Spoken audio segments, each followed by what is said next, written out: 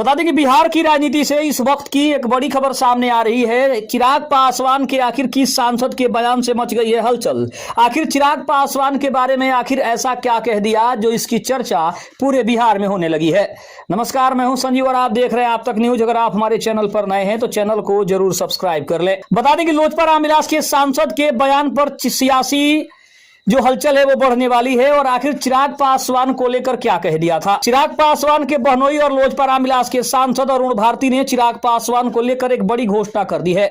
उनके इस बयान के बाद अब एनडीए और विपक्ष में चर्चाओं का जो दौर है वो शुरू हो गया है। वैशाली जिला के हाजीपुर में मीडिया से बातचीत करते हुए लोजपा रामविलास के सांसद अरुण भारती ने चिराग पासवान को लेकर एक बड़ी घोषणा की। उन्होंने कहा कि बिहार के लोगों ने चिराग पासवान को बिहार का अगला मुख्यमंत्री यानी कि अगला मुखिया स्वीकार कर लिया है।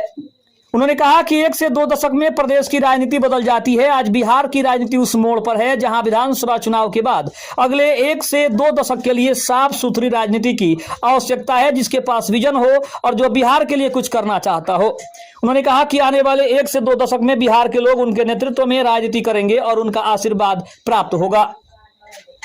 उन्होंने उल्लेख करते हुए यह भी कहा कि हम हर प्रमंडल में एक सम्मेलन कर रहे हैं जिसमें बड़ी संख्या में लोग हमारे नेता चिराग पासवान को सुनने के लिए आ रहे हैं।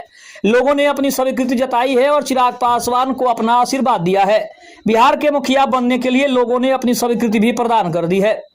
लोजपा रामविलास के सांसद अरुण भारती ने कहा कि इस अभियान का अगला चरण आप याद कीजिए, आरा से शुरू हुआ था, इसके बाद राजगीर, छपरा, मुंगेर, गया होते हुए नवसंकल्प का अगला पड़ाव मुजफ्फरपुर होगा जो 4 सितंबर को होने वाला है।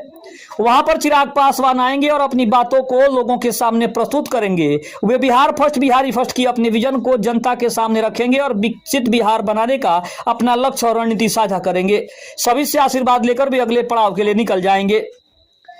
दूसरी तरफ यह भी कहा कि जिस तरह से चिराग पासवान ने अगर अपनी मांगों को एनडीए के सामने रखा है तो इसमें कोई दो राय नहीं है, क्योंकि एनडीए को इसके बारे में विस्तार से सोचना चाहिए कि अगर चिराग पासवान ने इतनी बड़ी मांग की है इसका मतलब है कि उनके पीछे जनाधार चल रहा है। दूसरी तरफ हम ये भी कह सकते हैं कि जिस तरह से चिराग पासवान की पार्टी की तरफ से अब विरोध के स्वर उठने लगे हैं उसको देखकर एनडीए घबराया हुआ है, तो वहीं जदयू के भी पसीने छूट रहे हैं, क्योंकि जदयू का साफ दबाव है कि चिराग पासवान की पार्टी को 20 से 25 सीटों पर रोका जाए। लेकिन चिराग पासवान और उनके कार्यकर्ताओं को यह बिल्कुल भी मंजूर नहीं है और उन्होंने किसी भी शर्त पर झुकने को अपनी मनाही दी है और साथ साथ ये कहा है कि अगर उनके साथ उनके मन मुताबिक सीटों का बंटवारा नहीं हुआ तो पार्टी कोई बड़ा फैसला करने से बिल्कुल भी पीछे नहीं हटने वाली है। खबर कैसी लगी कमेंट में जरूर बताइएगा। तब तक के लिए धन्यवाद। जय हिंद, जय भारत।